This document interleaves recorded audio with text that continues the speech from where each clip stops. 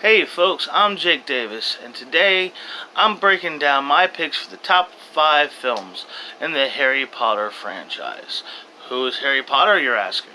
I'm sure you don't know. Harry Potter is a boy wizard, the boy who lived. The story over 7 novels told about a child who discovers lots of magic, uncovers all kinds of mysteries, and gets into a whole bunch of trouble. There 7 novels are dragged out into 8 films, and after the success of those, J.K. Rowling decided to write prequel books, and now we got those movies too, with The Crimes of Grindelwald coming out this month. I decided I was going to go back and look at the Harry Potter movies. Now, I was planning on doing this before I even started doing my video reviews. So, yeah, talk about the Harry Potter movies. Uh, right in. Number 5, I would say The Goblet of Fire.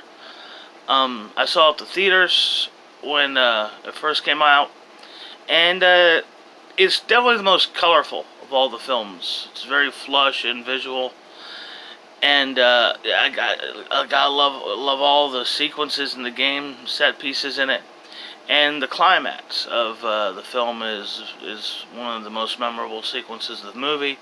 4 films building up to the reveal of Voldemort, and he does not disappoint. Number 4 is The Sorcerer's Stone, which, of course, you know, the one that started it all. It's definitely got the a real fantasy fairy tale feel to it. It's I don't like Chris Columbus's directing in general. He's just not my favorite guy. I think he was a better writer. But that doesn't deny how terrific, how endearing and wondrous Sorcerer's Stone was. Robbie Coltrane and Alan Rickman, the late Richard Harris, as well as are all terrific in it. And of course, there's Daniel Radcliffe himself as Harry Potter, who is just really terrific in the role in all the movies. Number 3 is Deathly Hallows Part 2. You could easily say that it's only half of a movie, but it's not really half of a movie. It's just the climax of a whole story. It's a 2.5-hour action scene, and it's a really exciting one at that. Has the best performances in the whole series from Radcliffe, Watson, Rickman, and Ray Fiennes. And I really love the catching up. I like the catching up scene at the end of the movie with all of them as adults, sending their kids off to Hogwarts. Nice conclusion, wrap up, closure to the whole story. Number 2, a little bit of an asterisk here. On a personal level, this is probably my favorite film, but I kind of felt, if I'm calling it the best Harry Potter movies, kind of had to have a Harry Potter one at number 1. So my number 2 is Fantastic Beasts. I love this movie, even if you didn't like any of the Harry Potter films and didn't really care about the universe. I kind of felt this was a captivating and compelling, adventurous movie. I love the New York setting, 1920s setting, the fact that it's about adults. Great performances from Dan Fogler and Alison Sudol, and a very touching performance from Ezra Miller.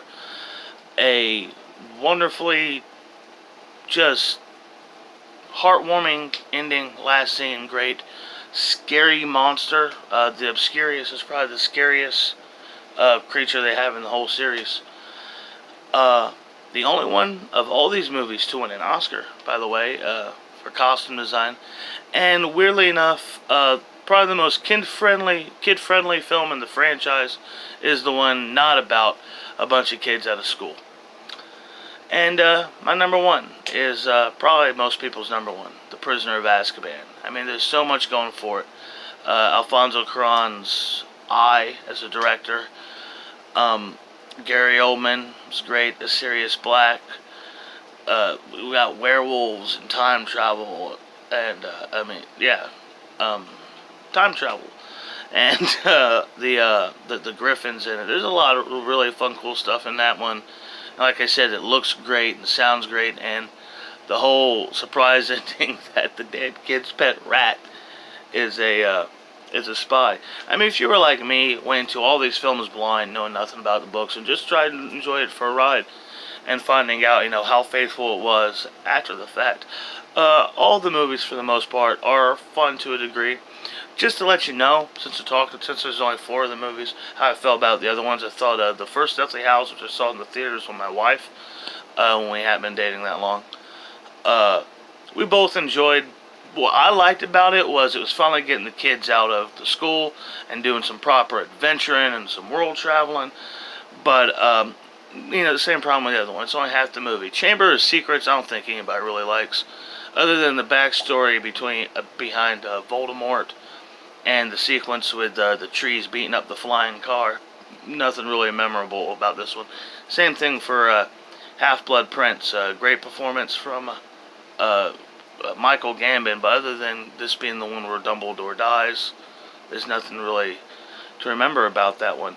And then there's Order of the Phoenix, which I struggled with making my number 5. Ultimately, didn't make it because it's the one where the movie just doubled down and got heavy-handed with the padding on the story. 4th one ends with Voldemort's back.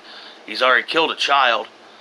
The whole movie of them just trying to convince people of what they know happened was just wasting time to me.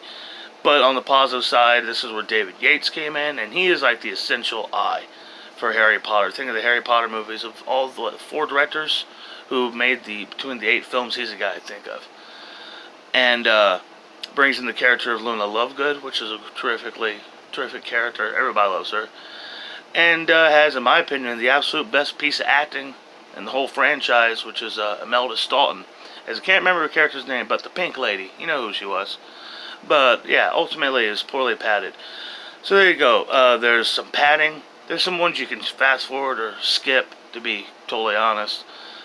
But the truth is the Harry Potter movies are really fun, and they are phenomenon. They are one of the biggest movie franchises of all time. And like I said, this month, the series hits double digits.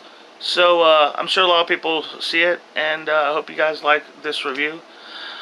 Not a review, but this my top 5 on the Harry Potter franchise. So, thanks for watching.